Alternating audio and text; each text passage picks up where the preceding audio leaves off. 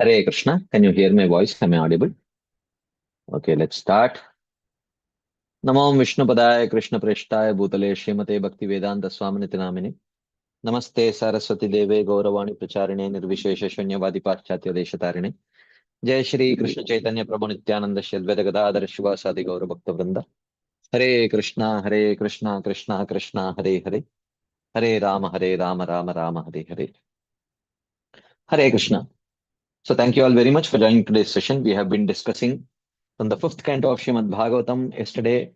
Actually, day before yesterday only we completed the second chapter of the fifth canto, which discussed about the life of Agnidra and his lineage, how he begot nine children, and he divided the Jambudvipa into nine varshas and handed over one varsha each to each one of his son, and they started taking care of those varshas.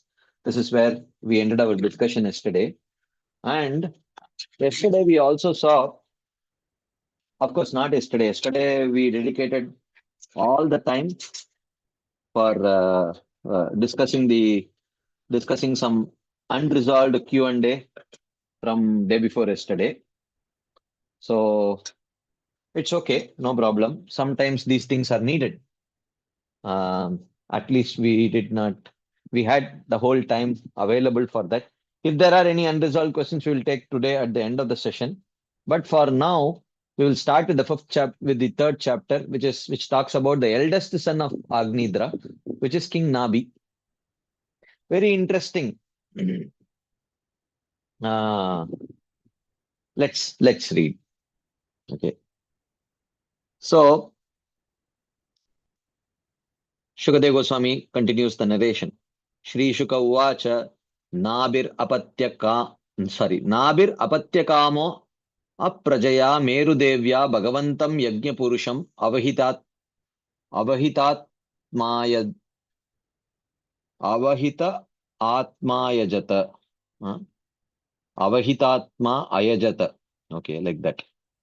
Nabi, the son of King Agnidra, desiring sons, worshipped the Supreme Lord with great attention along with his wife Meru Devi, who had not produced any sons. In the third chapter, the Lord, satisfied with Nabi's performance of sacrifice, personally became his son as desired by King Nabi on hearing his request to have a son like the Lord. Nabi was the first son of King Agnidra. So, while Agnidra, when he wanted a son, he worshipped Brahmaji, because the Shastras also, for those who may not have complete faith in the Supreme Lord, it is mentioned that those who have apatya kama, those who are apatya kamis, those who want apatyas, they can worship Brahmaji. It is mentioned in the second canto. Also, we saw this. So he worshipped, and Brahmaji, being pleased, he sent Purvachati. I mean, he wanted a wife actually. Of course, wife for begetting children. That is how it is mentioned. So he sent Purvachati. Now here Nabi is directly worshipping the Supreme Lord. He is performing a sacrifice. Tasyaha vava shraddaya vishuddha bhavena yajataha pravargyeshu pracharatsu dravya desha kala manvanta ritvig dakshina vidana yogopapatya duradigamopi bhagavan bhagavata vatsalyataya supratika atmanam अपराजितम निजजन अभिप्रेतार्थ विदित्सया गृहीत हृदयो हृदयंगमम मनोनयन आनंदन अव्यव अवयव अभिरामम आविश्चकार. It is mentioned. While King Nabi was performing prescribed duties, pravargyeshu pracharatsu.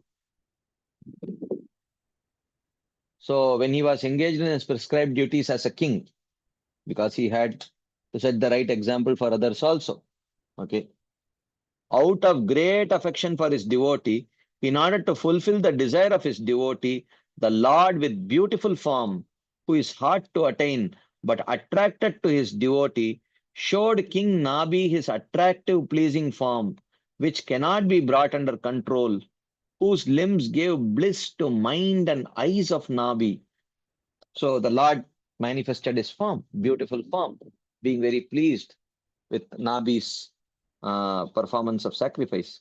He showed himself because of Nabi's performance of Bhakti Yoga, Shraddhaya Vishuddha Bhavena Yoga Upapattaya. Because of his performance of Bhakti Yoga, Dravya Desha Kala Mantra Ritvik Dakshina Vidana, along with proper ingredients, place, time, mantras, priest, charity, and rules, he properly performed Bhakti Yoga. And only because of that Bhakti Yoga, the Lord manifested himself, not due to any other reason. That is very clearly mentioned. Of course, here he might have performed the other things for the purpose of Loka Sangraha, but it is clearly mentioned that he performed, um, Bhakti Yoga. Vishuddha Bhavena means with pure faith. Shraddhaya Vishuddha Bhavena means with pure faith, unadulterated faith. Jnana Karmadi Anavrita Shraddha. So the Lord, with beautiful limbs, revealed himself by the execution of bhakti along with 7 purificatory ingredients, while Nabi performed prescribed duties necessary for material enjoyment. So this is for the Loka Sangraha purpose. Since his heart was attracted to his devotee, the Lord revealed his pleasing form with limbs, giving bliss to the mind and eyes. So here, another phrase that is mentioned is Mano Nayana Anandana. This happens only to devotees. Of course, the Lord is beautiful, all beautiful, but the devotee is very happy to see the beauty of the Lord. Okay, because he is not worshipping the Lord for any material benefit. Okay, even in the case of Anga, of course he is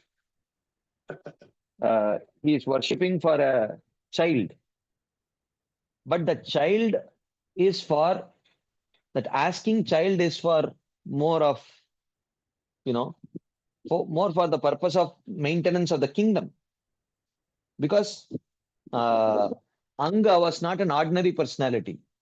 He was the king of a complete Varsha, Ajanaba Varsha, Bharata Varsha, which would eventually become Bharata Varsha. So therefore, it was a very serious responsibility, and that responsibility was on behalf of the Supreme Personality of Godhead. And so therefore, his desiring a son should not be seen as someone who would as desiring someone who would actually um, do his Shraddha ceremony and ensure that he gets lot of piety and so that he does not have to suffer. No, not for that. It was for maintenance of the kingdom.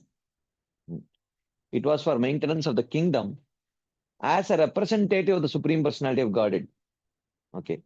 For that is how we should understand. That is how we should understand this case. It was definitely not for his own emancipation or his own, so that the children would perform some Shraddha, and by that I will get some piety and I won't have to suffer in the Pitruloka and or other such places. It was not for that purpose. Okay. So we should understand that.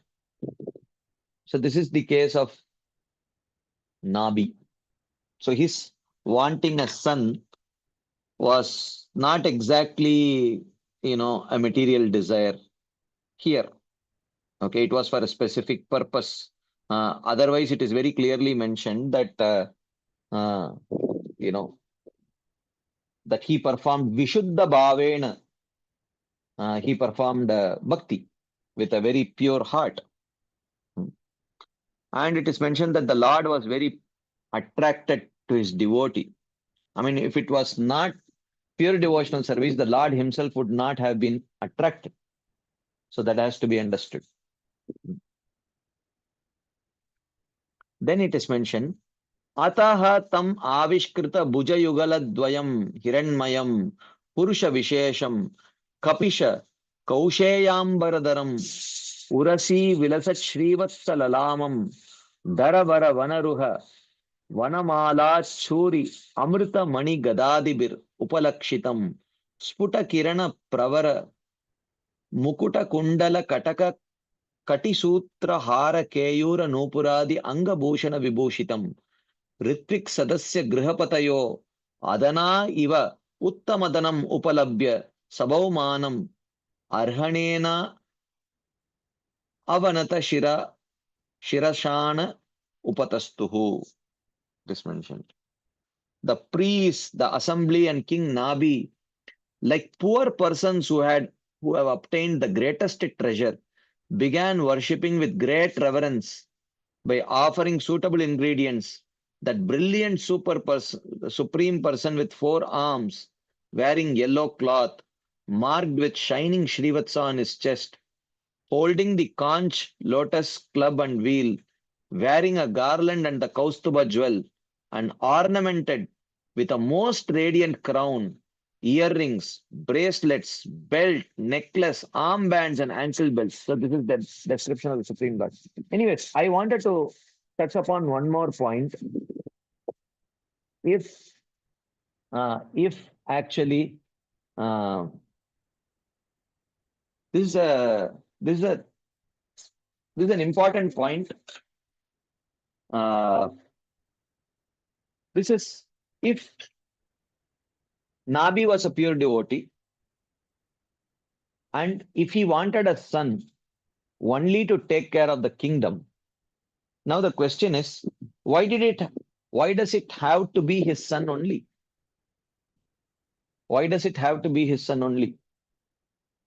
He can always adopt. Okay. He can always adopt a qualified person and enthrone him as the king. So why, why does he have to perform a sacrifice to please the Lord to get a son? So that son can be enthroned as the king after Nabi. Why all these things? Why not just adopt a son and then enthrone him as the king? So this shows see, it is possible. Okay. It is possible.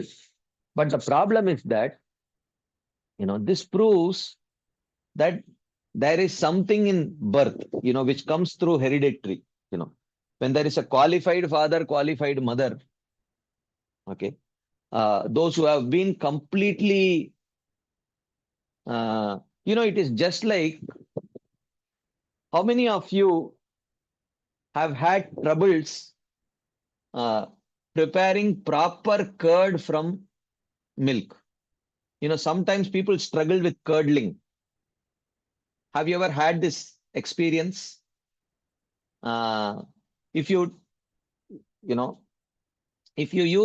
borrow curd from somewhere else, it doesn't come out exactly the same way. Okay. You have to have, sometimes people get used to the same milk that you purchase every day and using your own, what to say,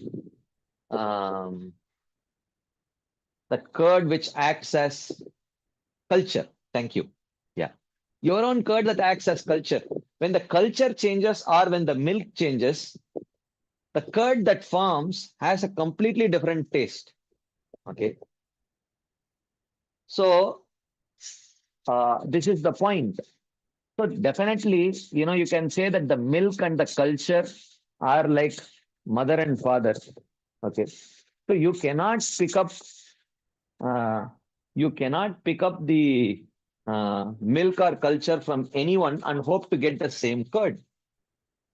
Okay.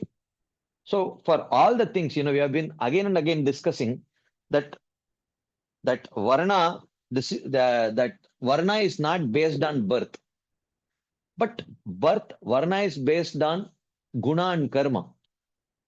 Okay. But the point is that birth also is a major contributor. Birth also is due to guna and karma. Birth is not random. If you say that Varna is not at all dependent on birth, then you are you are prescribing to the concept of birth being a random phenomenon. But birth is not random. Birth is also according to guna and karma. So birth definitely. So therefore, the semen of uh, the semen of uh, Nabi is no ordinary semen. It comes from Swayambhu Manu himself. Okay, it comes through Swayambhu Manu himself, and Swayambhu Manu, and in his line, Priyavrat Maharaj. Okay, and in his line, Agnidra, and then Nabi. So it's a very glorious lineage. So all the samskaras and everything, you know, uh, it is, because if the father and mother are bona fide, and so then they attract a soul who is also similarly qualified.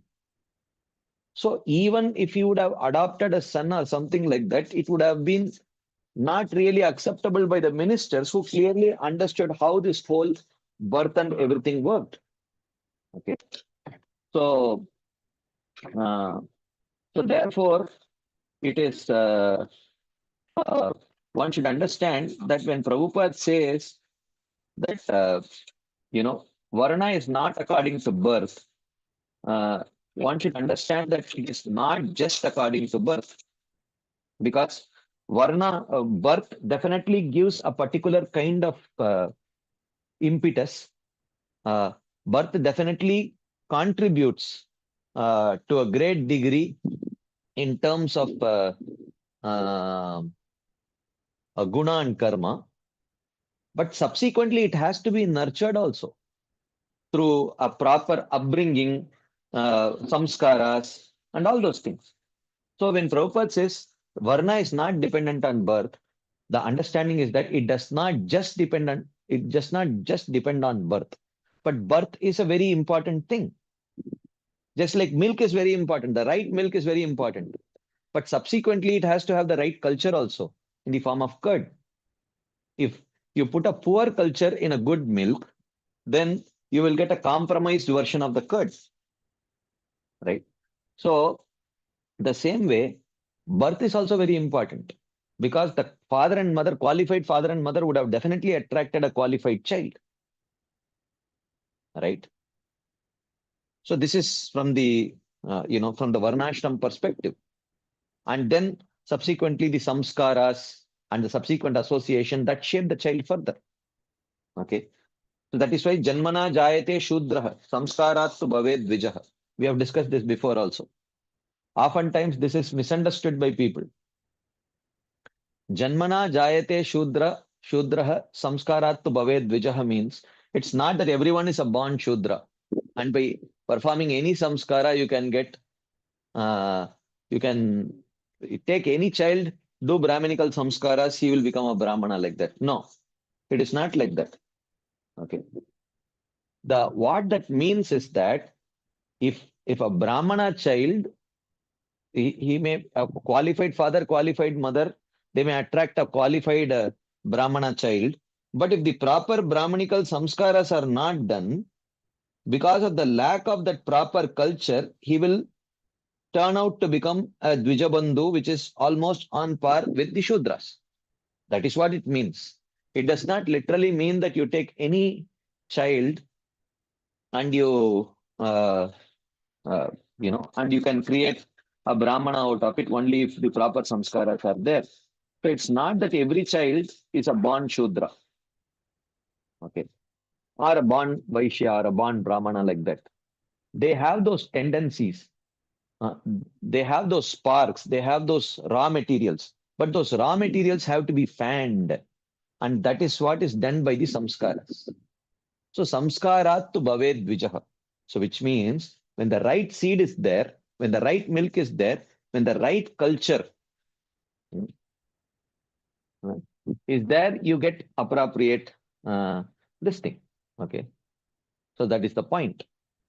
So here, in the case of, so that is why oftentimes, in India, there is a criticism of when in politics, when the father he appoints his own son as the head of the uh, you know head of that party, you know they often are criticized, okay, as, oh, this is dynastic politics or something like that, okay.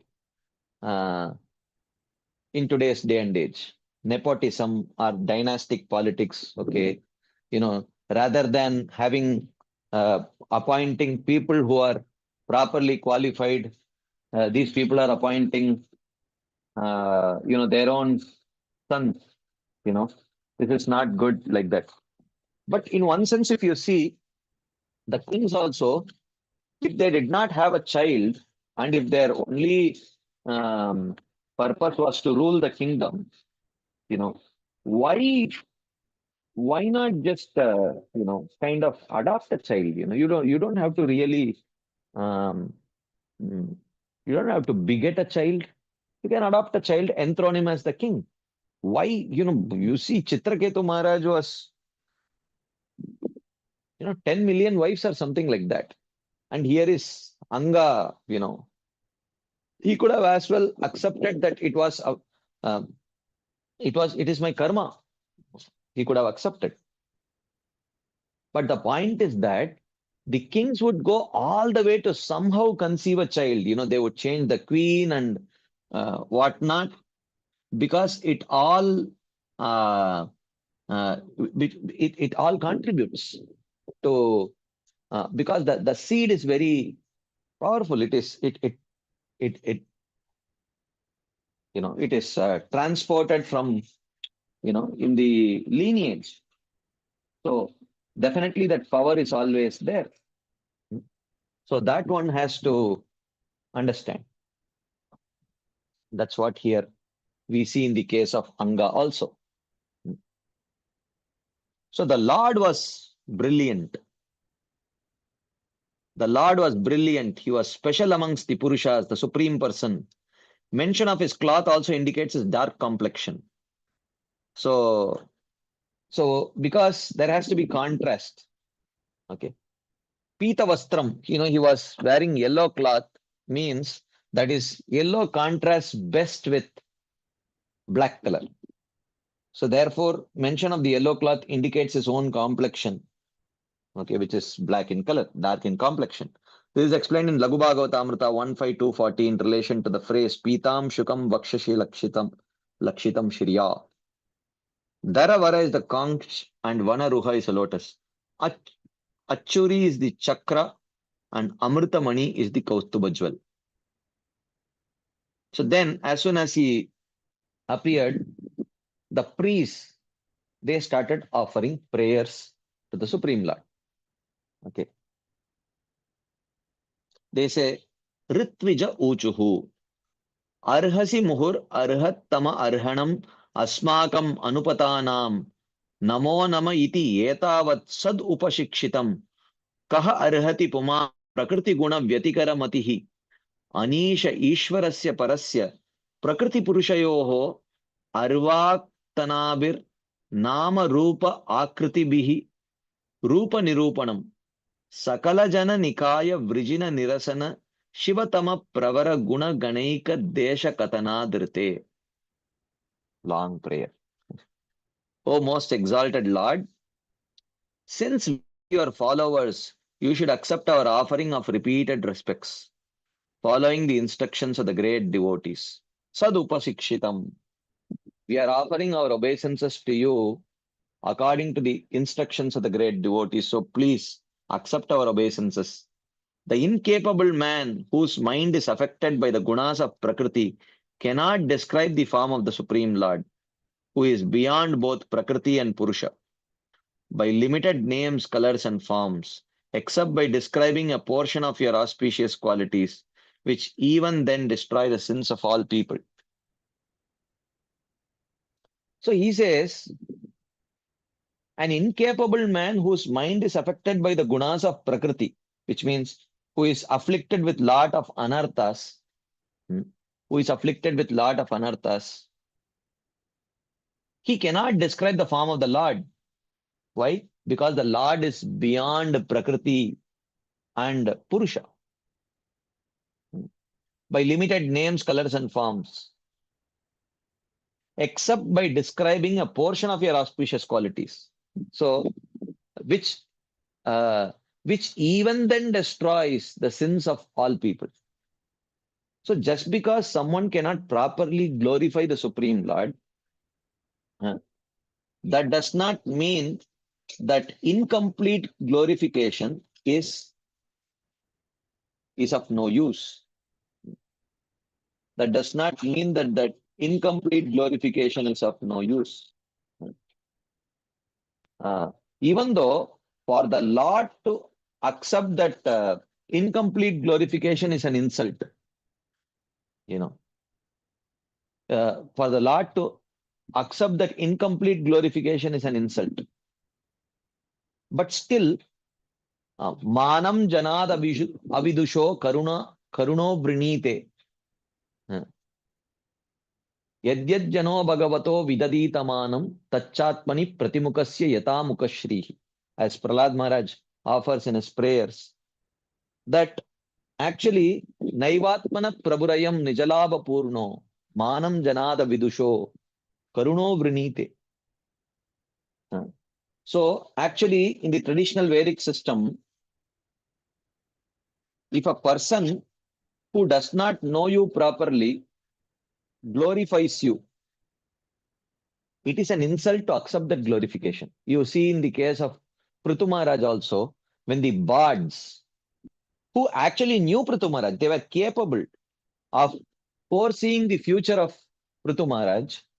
When they rightly glorified Prithu Maharaj refused to accept because he had not yet shown those qualities. He said, it is an insult. I cannot accept this kind of glorification. Please stop glorifying me.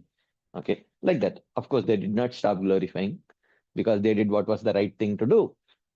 So, but Prithu Maharaj was unwilling to accept such a glorification because it was not correct. Yeah? Because to accept glorification by a person who does not know you properly is considered to be an insult. So, no cultured person would accept such a glorification. And even devotees, they do not completely know the Supreme Personality of Godhead. So, therefore, even for the Lord to accept even the devotee's glorification is against the nature of cultured people, ordinary cultured people of this world. So, the Lord is he says, Manam janada vidusho karuno vrinite. So Prahlad Maharaj says it is only out of compassion that the Lord accepts his own glorification. Now, in today's day and age, this is like very difficult to accept and understand because everyone likes to be glorified. Whether the other person knows us or not, everyone likes to be glorified. Even if that glorification is a hyperbole, if it is, uh, if he has done one thing, they will say that he has done 10 things.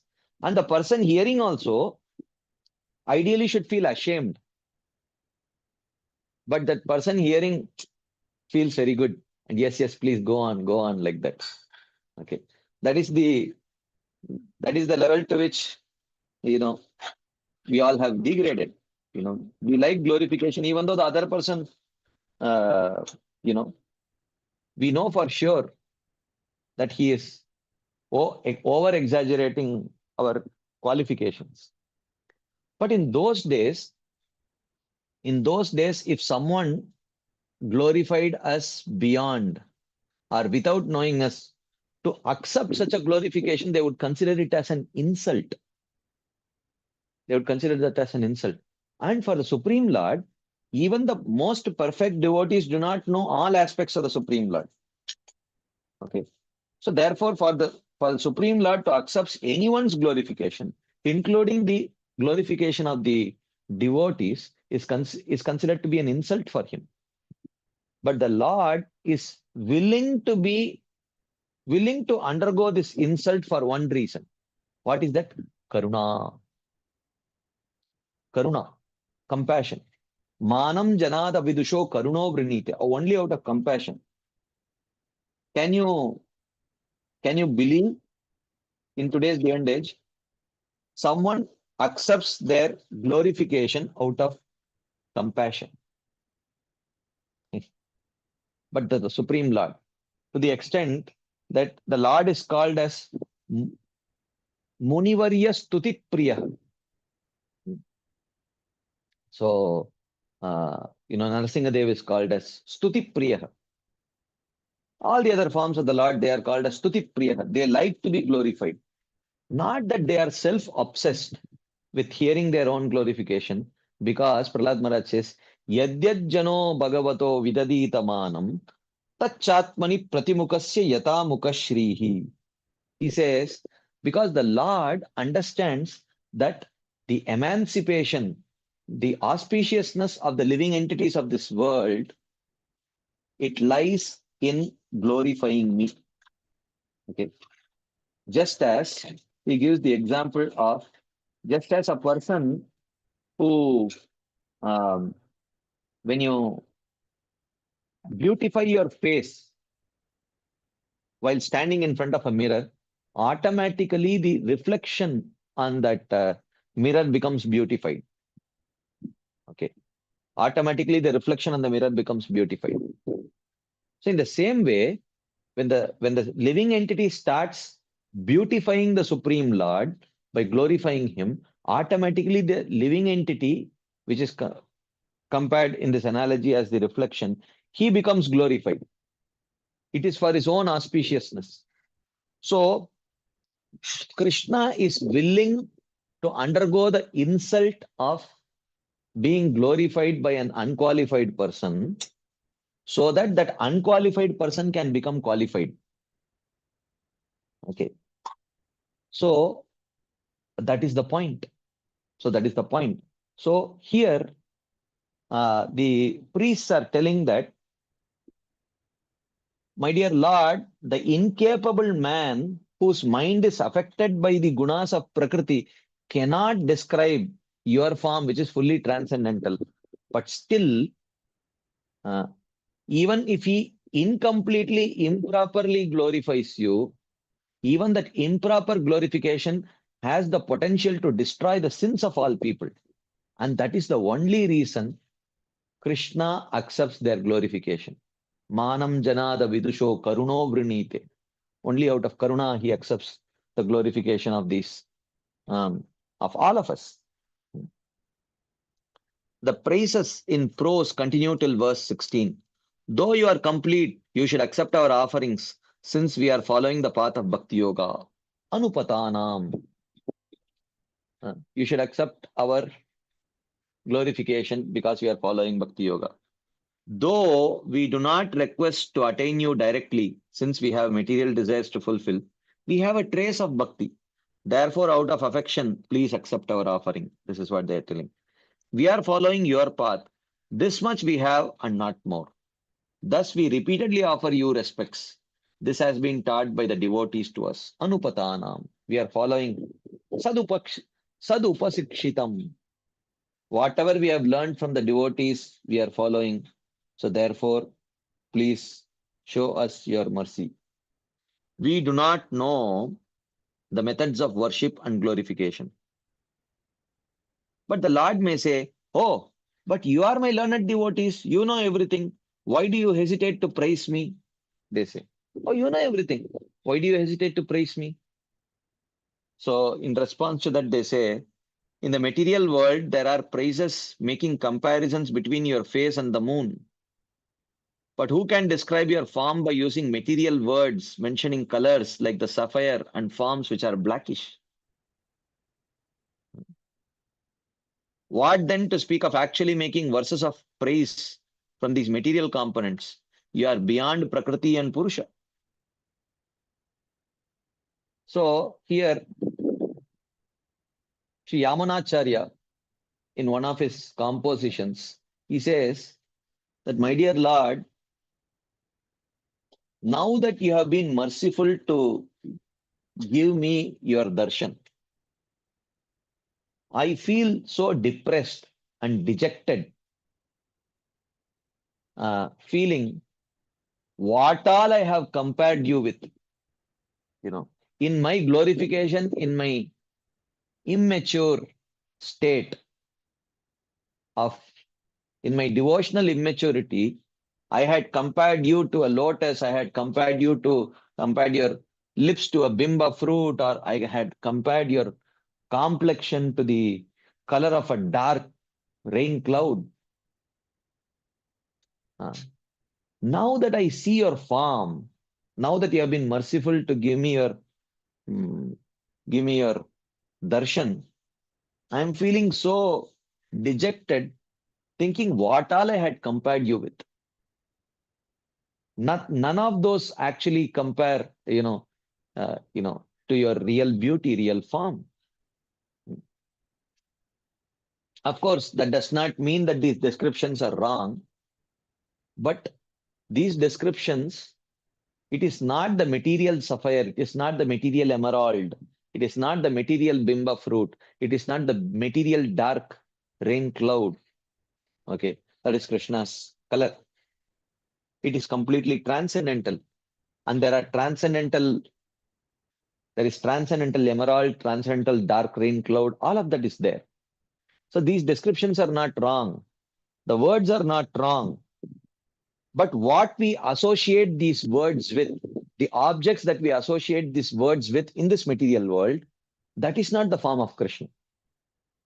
Okay. When we say Mega Shamala Komalango, the Lord's color is like a dark rain cloud. It's not dark rain cloud of this material world. It's not the dark rain cloud of the material world. Okay. Anyways, so here, that is what he is indicating. We cannot produce or factually describe a form which is beyond Prakriti and Purusha out of material sapphire and other material components. Then the Lord says, okay, if you cannot describe me using material words and material objects, then okay, uh, then you can describe my form using spiritual objects. So in response, they say, our minds are absorbed in the world made of gunas. It is impossible for the intelligence of the jiva and the material world to comprehend spiritual objects. Therefore, one should only glorify you partially for your qualities such as affection for your devotees. So only partially we can glorify because no material object can fully describe uh, the spiritual reality. Because the Lord is affectionate to his devotees, he destroys all their sins. Even by partial glorification, he destroys all their sins. Okay. So now this is a very important point that we need to discuss. Okay. So here we have discussed this many times, but because the point has come, I will touch it again. Okay. So if the Lord is made of spirit, or the spiritual world is made of spirit and not matter, then uh, then and if matter has nothing to do with spirit, then how can spiritual reality, is it appropriate to use spiritual material analogies to describe spiritual reality? This question arises. Is it appropriate to use material analogies to describe spiritual reality? Okay. So this question is a very valid question. So that is why the Mayavadis say that Brahman is anirvachaniya. He cannot be described because he is spirit. And whatever you see in this material world, material words and material objects are all material because matter has nothing in common with spirit. So therefore, you cannot use material analogies to describe spiritual reality. Okay. But Srila Bhaktivinoda Thakur, in his Jaiva Dharma, he says, no, no, no, this is not correct. Yes, matter is different from spirit, but it's not that matter has nothing in common with spirit. Okay. Matter has something in common with spirit. Okay. That is why you can use, like for example, I oftentimes give the uh, example. Let's say you have someone who does not know what a milk is, and you don't have milk with you. Okay. But you have a piece of peda and you have some phenyl, a bottle of phenyl with you, but you don't have milk, and you have to tell him what is milk. So what you can do, you can show him, the bottle of phenyl, okay, which is white in color, liquid, okay, and it looks exactly like milk. So you can say, look, milk looks exactly like this phenyl, but phenyl does not taste or smell like milk. Okay, so you cannot use the phenyl to describe the taste or smell of milk. Okay. So for that, you take the peda and you say, okay, take this piece of peda, put it in your mouth. You see how it tastes? Milk tastes pretty close, little less sweet, but very close. And then smell it. Smell that piece of peda. Okay. Uh, you see the smell? Milk smells exactly like this. Okay. So now you have fairly recreated in that person's mind a vision of milk which is very close to the original milk. Of course, the experience of that original milk uh, will definitely be different, not significantly different, but somewhat different. But it is a pretty close recreation of that milk. So, in the same way, Srila Bhaktivinoda Thakur says that it's not that matter has nothing in common with spirit. Okay. Matter has something in common with spirit, but not everything in common. Okay. And uh, different materials have different, uh, what to say? Different materials have different things in common with spirit. So you can take some material to describe some aspect of the spirit and take some other material to describe some other aspect of spirit. So in that way, you can uh, kind of take different materials of this material world and kind of make an attempt to describe spirit. Is that a perfect description of spirit or spiritual reality? No, but it is a close enough description. It is a close enough description. And Srila Bhaktivinoda Thakur calls this as the Arundhati Darshana Nyaya. The Arundhati Darshana Nyaya. Okay. So in the Arundhati Darshana Nyaya, there is this Arundhati Nakshatra, which is very close to, it is, Arundhati is the wife of whom? Is it Agastya? Arundhati is the wife of whom? Vasishta, sorry, Vasishta. So if you want to show the Arundhati Nakshatra, which is very small and almost invisible. Okay, it's almost invisible. But that Arundhati Nakshatra is right next to the Vasishta Nakshatra. Okay, and Vasishta Nakshatra is very clearly visible. So when people want to show, after marriage they want to show the Arundhati Nakshatra. Why? Just to show that, see, uh, Arundhati is always with Vasishtha. Similarly, you have to be very chaste and be with your husband all the time like that.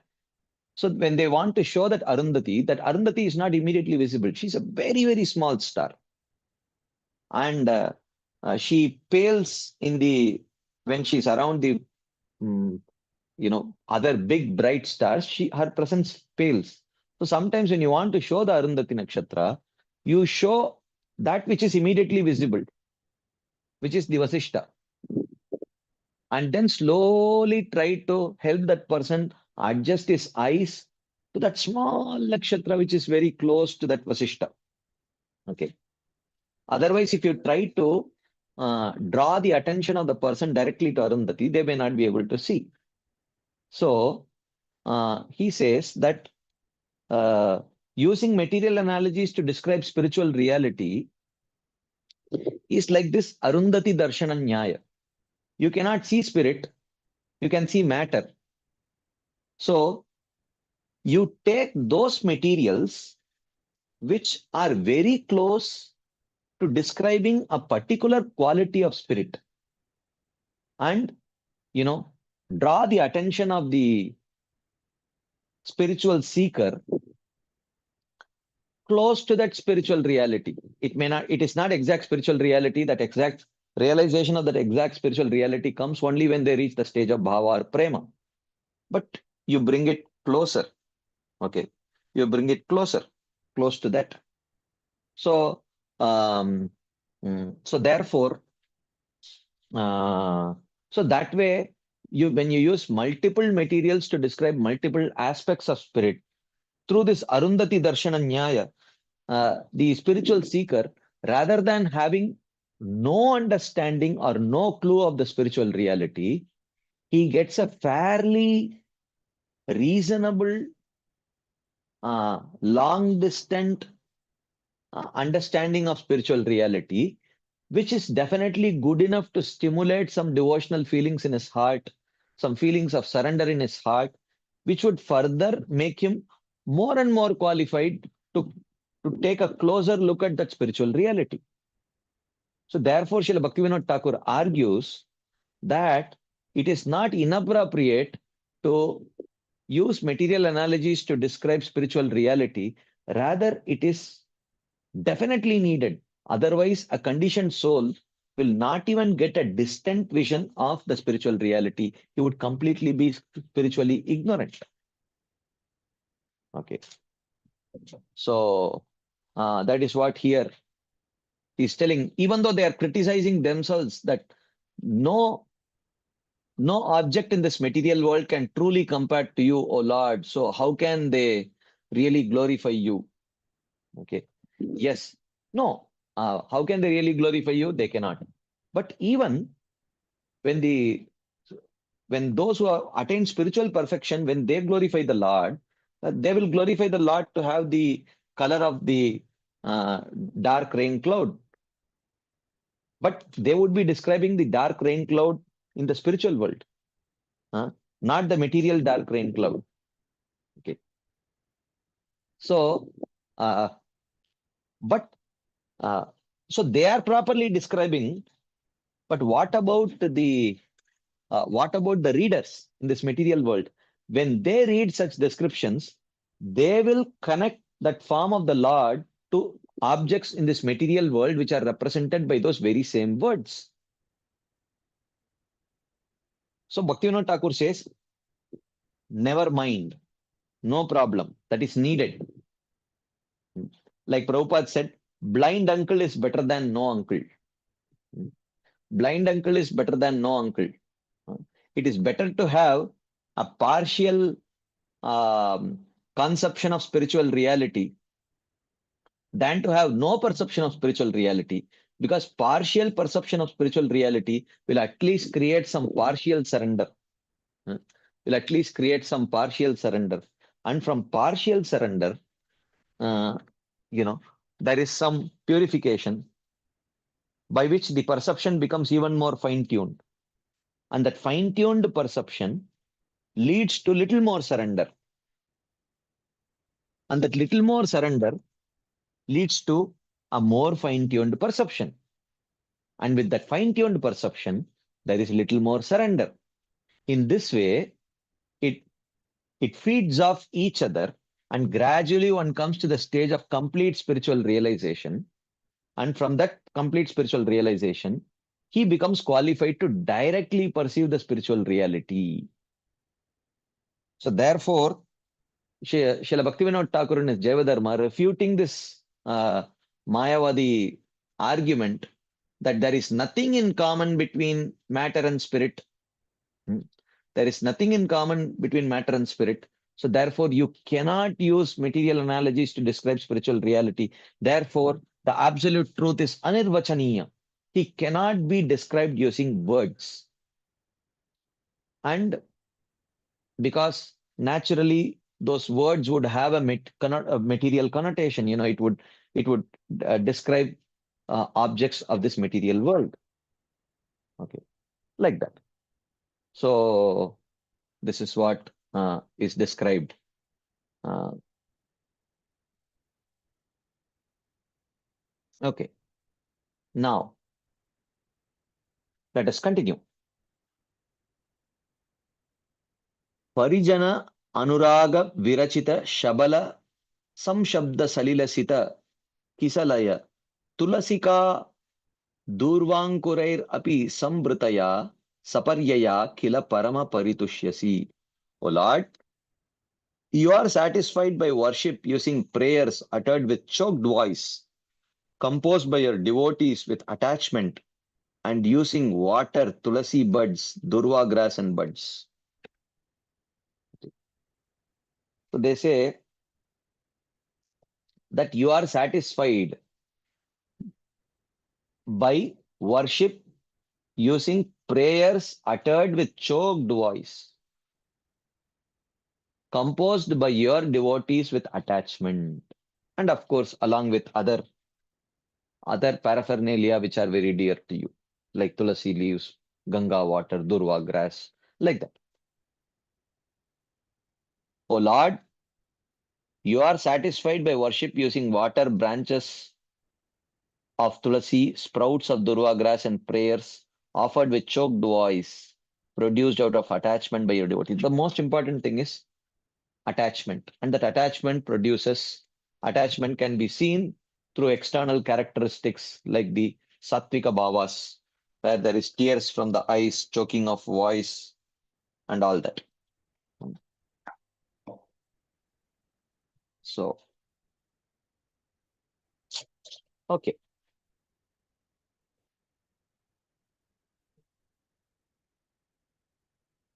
let us continue.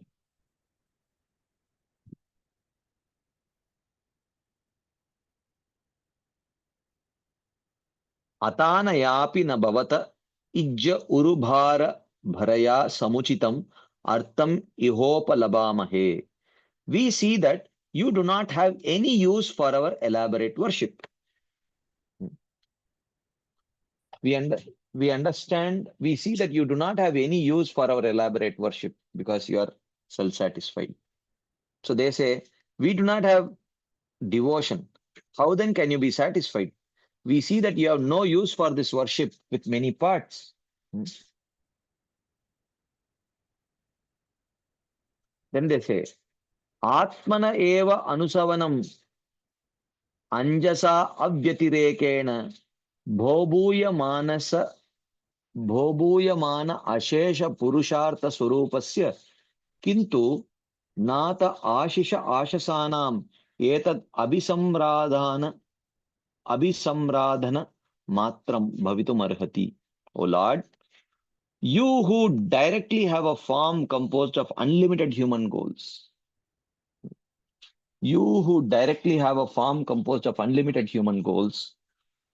the highest bliss, a form which continues without break at all times, should satisfy us who have desires for benedictions. They describe the form of the Lord. They say, my dear Lord, you have a form which is composed of unlimited human goals. So, what is that verse? Satyam dishati artita martito nrinam naivartado yat punarartito yatah swayam vidatte bhajatam anichatam ichchapidanam nijapada pallavam. In the same fifth canto, in the prayers offered by the denizens of various varshas, it is mentioned that the Lord is addressed as Ichapidanam. Ichapidanam means the superset of all desires that one may have, which means whatever desire you have, the Lord is like a supermarket, whatever you want, it is available there. The Lord is like the transcendental Amazon. I'm not talking about the Amazon forest. I'm talking about, you know, the Amazon, the online, whatever purchase facility. It's like the transcendental Amazon. Ichapidanam. Nijapada Pallavam. So the Lord's lotus feet is compared to a superset of all the desires that one can possess. Hmm. So, so he says, you have a farm composed of unlimited human goals, the highest bliss, a farm which continues without break at all times, a transcendental farm. And you should satisfy us who have desires for benedictions. So uh, please fulfill our desires. We have a desire for benedictions, like that they say. So this verse gives the reason. This verse gives the reason. By yourself, at every moment, directly you possess a farm composed of unlimited results, producing bliss which exists without a break. Though this is so, our worship should not be useless. It should be satisfying for us who desire benedictions. We are not doing it for you. We are not doing it for you. We are doing it for us. We have a desire for benediction. Please fulfill our desires. Okay, like that they are telling.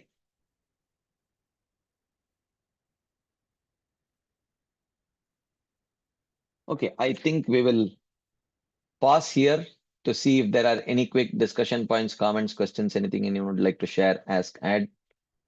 We will take it right now. There are some things in the chat box which we will take first. And then in the meantime, if there are any verbal questions, we'll take. If there is none, then we will continue discussing till 8:45. Okay, there is first question. Although Maharaj, okay, this is a Srila Prabhupada's translation, I guess. Although Maharaj Nabi performed prescribed duties and sacrifices, it should still be considered that the Lord appeared before him, not due to his sacrifices, but because of his devotional service. It was for this reason that the Lord agreed to appear before him in his beautiful bodily features. Yes, beautiful. Very nice. Srila Prabhupada mentions this. His purport proudly. Okay. Yeah. Okay, there is another question. How to understand Kalau Shudra Sambhavaha? So it means this is the Chatrino Gachanti Nyaya. Okay, this is another Nyaya. Chatrino Gachanti Nyaya, which means when it is raining and you see there are many people, who are carrying umbrellas. Okay, there are many people who are carrying umbrellas. Still, uh, someone may say, "Oh, look, everyone is carrying an umbrella. Everyone is carrying an umbrella." You say. So, um, so everyone is carrying an umbrella means not everyone is carrying, but many people are carrying. But out of common, convention, one may say everyone is carrying an umbrella, but not everyone is carrying an umbrella. So this is called as Chatrino Gachanti Nyaya. Okay. So in Kali, when we say Kalau Shudra Shambhava, it means a vast majority of them will be born without proper samskaras, and their parents would have also been born without proper samskaras, and their own parents would have also been born without proper samskaras. So, because of this repeated non-performance of samskaras, what happens is that uh, they lose all the, they are brahmanas or dvijas only in name only. They are not really proper brahmanas or dvijas. Okay, that is the meaning. But we should understand this is vast majority, but not all of them. That is how we should understand this. That is how we should understand it. Okay. Next question, comment. If this is a case, then why we say samskara is needed to take karma yoga? If parents are karma yogis, will not they beget a karma yogi child? Again, why do we say a devotee child is not promised to a devotee couple? Now, on the path of karma, this is guaranteed. Okay. A child will get appropriate parents according to his karma. Okay, according to his karma and sabhava. Okay, so that he gets a proper facilitation. This facilitation through birth is there on the path of karma. Okay, on the path of karma, this facilitation by birth is definitely there. But still, that is only one kind of facilitation. Subsequently, the samskaras have to be done in order to nourish that particular varna. The samskaras have to be done. So it's not that um, okay, but this kind of a birth uh, is not guaranteed for devotees because that is the system created by Krishna. Okay, Krishna's facilitation, karma's facilitation is stereotyped, more or less, somewhat stereotyped. But compared to karma, the facilitation of Krishna for his pure devotees, that is not stereotyped. Okay, that is not stereotyped. He may choose to facilitate through birth, he may choose not to facilitate through birth. So that is not a guarantee. For Krishna, it is not a guarantee. For the devotees, it is not a guarantee. What is your opinion about the lineage of Kuru family? Dhritarashtra and brothers born through great Rishi Vyasji, born through Satyavati and other great Rishi Pulastya. Please explain. Of course, uh, the there could be, see, that's why we say Gahana Karmano Gatihi. The nature of karma is not very easy to understand. It's very difficult. There are many, many, many, many factors. This is one of the factors. Okay. Like it is mentioned that when Ambika or Ambalika, when they were asked to unite with Vyasadev, who was not looking in a very presentable fashion, one of them, she was so disgusted that she closed her eyes. Okay. So it is mentioned that that is why the child which was born blind. Okay. And another explanation, and another Pandu, that wife again Ambika or Ambalika, looking at the form of Vyasadev, which was so not so pleasant at all for their Kshatriya taste, she became very pale in disgust or shock. And Pandu was born with a very pale complexion. Okay. With a very pale complexion. That is described like that. So there are many factors which cause, the attraction of particular kind of children. So the laws of karma are complex, but not that they are whimsical. The laws of karma are complex, but not whimsical. There are particular rules. We may not be able to understand all the rules.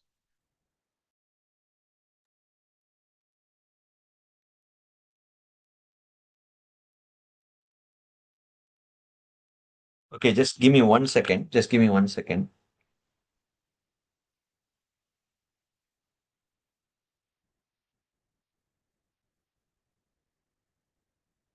Just give me one.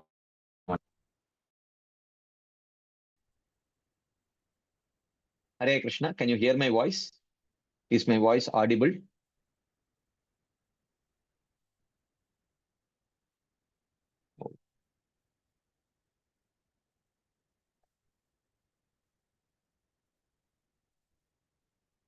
Is my voice audible? Okay. Anyways, let's see.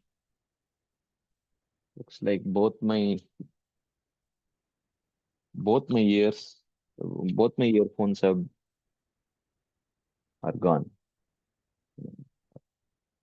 Anyways, something more in the chat box. Is the Lord not obliged to appear in yajna? Not always. Okay. This was a question which I always had, that why should the Supreme Lord want to be glorified as he is already the Supreme and needs not to prove to any humans of the material world. So now I know exactly why he loves the glorification. It's only out of his compassion towards us to give us his mercy. Yeah, correct. In Bhakti Rasam Sindhu also we are reading Vyabhichari Bhavas. We also connect those emotions to our material emotions since we can't understand the actual spiritual emotions. Yeah, very nice point. Yeah, very nice point. Yes. Okay, there is another question. Please, what is your opinion about the lineage? Okay. Okay, there is another thing. Brachindri Mataji has answered this question.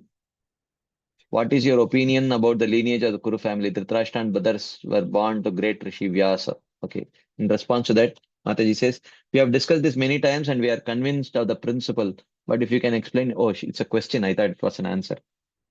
Mothers and fathers' disposition, qualification, consciousness attracts a particular soul. Very fair. However, for devotees, it need not be so. Same as no guarantee of Shuchinam Srimatam Gehe for devotees. The question is asked, if the Lord does it for people bound by karma in first case, and even for Ashtanga Yogi with whom he does not have any affectionate bond established as yet, then why won't he do it for his loving devotees? It's not that he won't do it for his loving devotees. The Lord has his own plan for the devotees. The Lord has his own plan for the devotees. Okay. The Lord expects that, okay, are you willing to accept my plan for you? Okay, my facilitation for you. Okay. If the Lord feels that begetting a devotee child is very favorable for them, uh, the Lord may give. Also, it's not that he will not give, but I just said it's not a guarantee. But sometimes the parents themselves may, sometimes, let's say, hypothetical case, the parents, both of them uh, very enthusiastic preachers, but may not have a proper disposition towards those people who are refusing to take up to devotional service. So the Lord wants to correct that mentality. So the Lord may give to them a child who himself is refusing to take up to Krishna consciousness. So the Lord can use that situation as a means to fine tune their behavior, to fine tune their disposition. It is possible. Okay. So that is the point. So here, when we are talking about devotees, we are talking about pure devotees who are very clear that Krishna, my goal of life is to attain your lotus feet.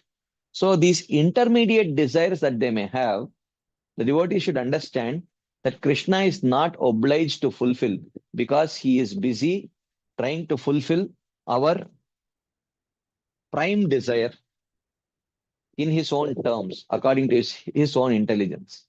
That is the point. My God, there are 4 more hands up. Not sure. We will take one question at a time. We will go round robin if you don't mind. Yes, Mother Gail.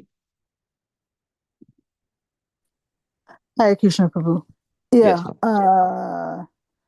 ma'am. We were saying that Prithu Maharaj, he was insulted, right? To accept praise that he had not yet become qualified for. Yeah, So yeah. in his case, he felt embarrassed. He felt Oh, embarrassed that they were glorifying him without his having already shown those qualities. So he felt yes. embarrassed. Yeah. Okay, so that was my question. Why and so in the case of others, right? Why insult? I understand embarrassment, but I don't understand insult. To feel insulted. Insulted means they don't know you properly, but they are glorifying you, means it is not a complete glorification. It's an incomplete glorification in one sense. Oh, because So they're not yeah, getting all the glorification that they deserve. That's the insult. Huh? yeah. Okay. And as you were saying, I just need to repeat this, that when it comes to our glorification of Krishna, even though we cannot glorify him properly, he how is it that accepting our glorification of him is like his compassion towards us? Can you explain that that's his compassion towards us? Yeah, because in glorifying him, we become purified and we progress on the path of bhakti. Mm. So therefore, he feels, yes, let them progress, even though, and I am willing to take that insult like that. Yeah, but we become purified in of what? You know, we become purified Of our of anarthas, of uh, maybe our false ego sense of yeah, superiority or something like yeah, that. whatever is binding us to this material world, we become purified of that. Oh, okay. Thank you, Prabhu. Hare If Krishna. you can come back.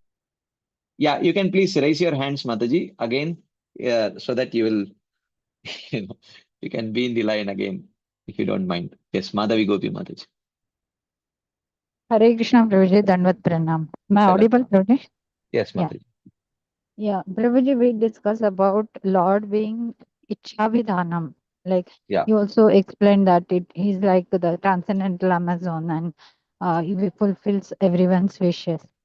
But we do see that many times, means I'm talking about for the devotees, forget about Mm-hmm. non-devotees. But I think Rajsundari Mataji's question was also there that even the spiritual desires of all the devotees may not necessarily be fulfilled. Not I'm not talking about the getting Krishna conscious children, but Mm. otherwise also we do see Yeah. that not all the desires of the devotees are fulfilled. So Can you give an how example, Mataji? like Prabhuji, like someone may wants to go for particular yatra, is praying a lot and not he couldn't go still, or Yeah. someone is Maybe not Krishna, maybe critically Krishna wants, maybe Krishna wants them to learn something through that particular experience. so Maybe yeah, Krishna that is wants, always yeah, maybe okay. Krishna wants them to, wants to increase their hankering.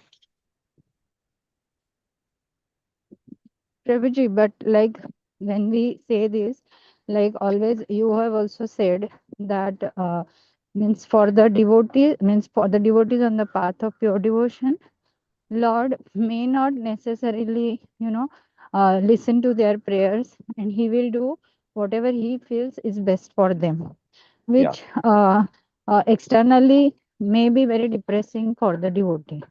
But for those devotees who are on the path of karma or jnana, Lord will fulfill their desires like that. So, No, I like, mean, they, if you, by, by surrendering to Krishna, we implicitly say that Krishna, I trust that you know what is best for us. So so that is actually surrender. So if we accept that Krishna knows what is best for us, then when we ask for something and Krishna, if Krishna does not give it, we understand that okay, maybe Krishna feels that right now is it's not best for me to get it. so then how that Ichabhidanam stands true, Prabhuji? See, Ichchapidanam means uh, it means your primary spiritual goal. You identify who you are. Are you handing yourself over to Krishna or not? So if you hand over, if you say you have handed over yourself to Krishna, that Krishna, my primary goal is to attain your lotus feet, then if any secondary result comes, if any secondary prayer comes, If Krishna feels that that is not the best thing to fulfill your primary desire, Krishna may choose not to fulfill it.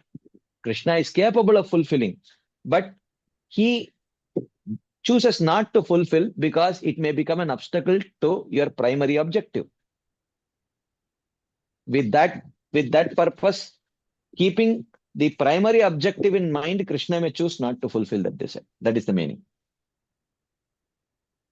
Okay, so this Ichabhidanam is from Krishna's perspective. Whatever Capability. desires Krishna feels is legitimate for that particular soul. Yeah. Means in terms of his karma account. And Yeah. of course, you mentioned many times that karma account is not valid for the devotees. But still, Yeah. we also discussed 2 days back that it's not that completely it will get nullified. But for purification, whatever is required, Krishna will do like that. Yeah. So Yeah. this Ichabhidanam is from the Krishna's perspective that whatever desires come to him, I'm talking He is about capable pure of fulfilling. He's He is capable capable of of fulfilling. fulfilling, but one may not He will. have the currency to, No, to it's get not. it fulfilled. It's not about the currency. It is about. Currency is also a very important thing. You may say that, uh, Krishna, please give me prema today. Krishna, please give me prema right now. This moment you give me prema. Now the point is Krishna capable of giving? Yes. But will he give? No. He will not give. Because you say, I express my desire. But Krishna knows what it means, what level of desire is needed, whether you really desire or not. Krishna knows that. You may also not know. I say that I really want it. So the point is, first you know what is prema, then you pray for it. So Krishna will not give because he wants you to first understand what is prema and then decide for yourself whether you want it right now. So Krishna will not give it because he knows that you are asking for something which you really do not know what it is. Okay. So if the father can give anything to the child, if the child asks for uh, you know, if the child asks for something which is injurious to himself, the father will not give. First, you grow up, understand what it means to possess it, and then you ask, then I will give. So, of course, the Lord is capable of giving, but he will not give. Because the Lord is not just the giver. The Lord is the benevolent father who wishes to do what is best for the child. Okay. So, if the father feels it is best for the child, he will do it.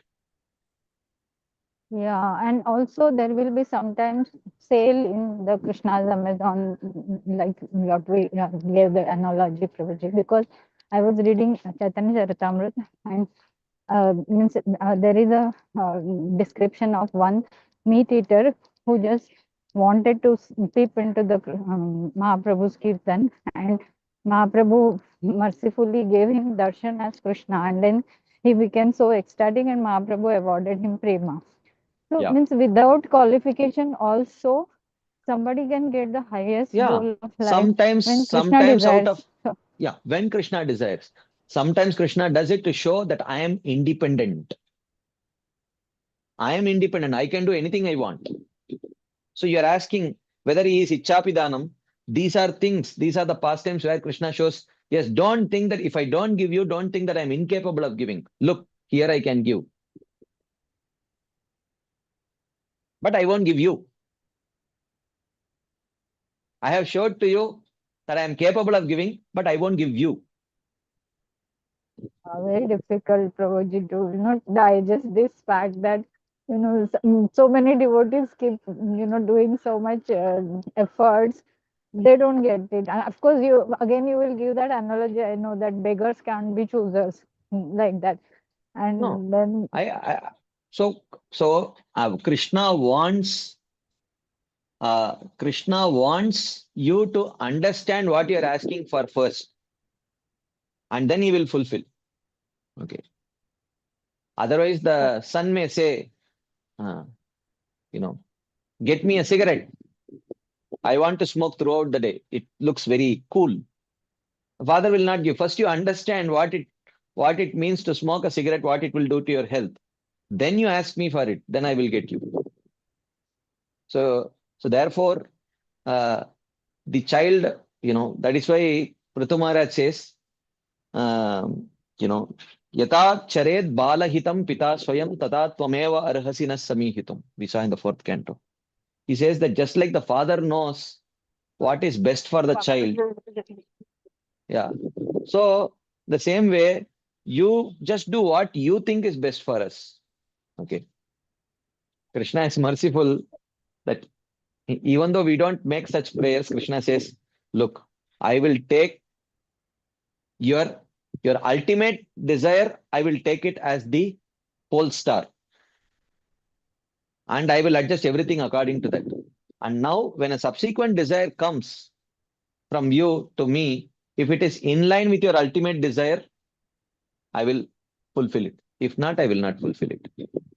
Either you adjust your goal or you adjust your subsequent desire. One of the two you adjust. Okay. Okay, Prabhuji. So in that case, means we should our prayer should be always like Prithu Maharaj, whatever you feel is best for us, Lord. Means that also actually we need not pray, because anyways as a father he is going to give what he thinks is good for us. See, the point is, okay, I will tell something to adjust this whole thing. Okay. To balance this whole thing. We can definitely pray. And Krishna may many times fulfill that prayer also. So I'm not recommending that we don't pray, because if you have the desire, we anyways have this burning desire. Instead of praying to someone else, going to an astrologer or to a demigod and offering those prayers, offer that prayer to Krishna only. And Krishna may fulfill it in such a way that you are satisfied also and you may progress spiritually also. Not Okay, always. Prabhuji. Yeah. Okay. Yeah. Thank you so much. Okay. Again, so many hands, not so much time. Maybe I don't know. Let's see. Sita Komal Mataji.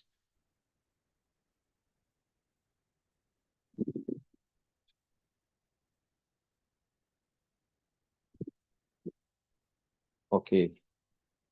Shyam Sundar Prabhu. Shyam Sundar Anand Prabhu. Hare Krishna, Prabhuji. Pranam. We were talking about that birth. Not the birth. We were talking about desire for son and like that. Which Desire for what? Desire for not Agnidram. Nabi desiring a son. Yeah. So we talked about like it is not for these kings when they desire the sons. It's not just for their emancipation. These kings means these kings who are perfected devotees. Yeah, perfected devotees. It is not for the their own personal interest of getting into heaven or something like that. It is just like for the loka sangraha, protection. So yeah, protection. I just want to understand in a holistic perspective. So when we talk about not these perfected devotees, we talk about normal people. It is it not just like is it not just for the sake of um, uh, their own emancipation or their own benefit of going to the heavenly planets? It's all a package. So like you talked about the culture of the curd and all. So we see in the nowadays like because there is not proper generations who could actually continue the legacy. So many of the skills which the artisans, you say name artisan, name any skill, they are all getting lost because the world is heading into following some kind of common structure all across. So the industries got lost. Everything is going in a different direction, and the traditional skill set, along with the culture, it is going away, fading away. So I think I'm just trying to understand. Like, is it not the plan of the Lord to give it as a whole package, not only for the heaven. Of course, the heaven is one of the attractions which would actually entice the people to create a good progeny. But it also has to do with the creating a legacy of the, as you said, of the culture. So the genes will come through that lineage only, and it has come through some generations together, right? So and it is like a field, right? Like the different fields will get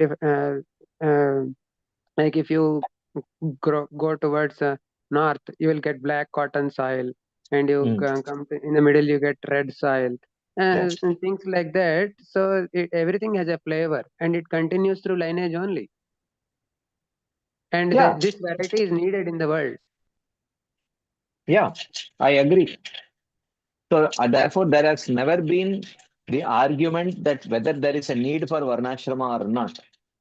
There Hmm. is no doubt about it. It is created by Krishna. It is definitely needed. There is no Hmm. doubt about it. Okay. Hmm. Hmm. But the point is whether we are talking about whether devotees need to perfectly follow it as a sadhana or not. That is where the discussion always is So about. if we say that the devotees if we say that the devotees whether to follow as a sadhana or not, Mm, so like even though they became the devotees, for example, like Pratap Rudra Maharaja, or you mm, have named the characters in Chaitanya Charitamrita, mm. they also produced sons, and they added the devotional flavor, but they did not discontinue the family lineage, right? No, that is no one is asking, but that does not mean they were doing all the family, whatever the family rituals and everything that they were doing. It's not that they were doing that. They were actually doing only the activities of bhakti. So that does not mean you indiscriminately they were following everything that was there as a part of their family culture. If it was not devotional, they were not following. For example, I say, okay, so can't we reconcile both? Are they both exclusivistic in nature, the family tradition and the devotional mode? They may be. The point is, even if you are following, you should know that you are following only for the purpose of Loka Sangraha, not because it is family tradition. We want to follow Krishna if the family tradition is um, is favorable for our practice of Shuddha Bhakti, we practice. Okay. If not, we don't practice. So it is like the Ananya Bhakti is the central theme of the devotee's life, Yeah, and whatever is favorable for that, we have to accept that and go forward. yeah. Okay, okay, bro. Thank you. Okay, okay. Do we have time? I think we don't have time. We will have to stop here. Any unanswered questions we will take tomorrow. So please don't mind. I'm sorry. I want to follow the protocol. 8:45 means sharp 8:45 we want to complete. And thank you. Srila Prabhupada ki jai, Srila Vishwanath Chakravarti Thakur Pad ki jai, Srimad Bhagavatam ki jai. Hare Krishna. Thank you very much.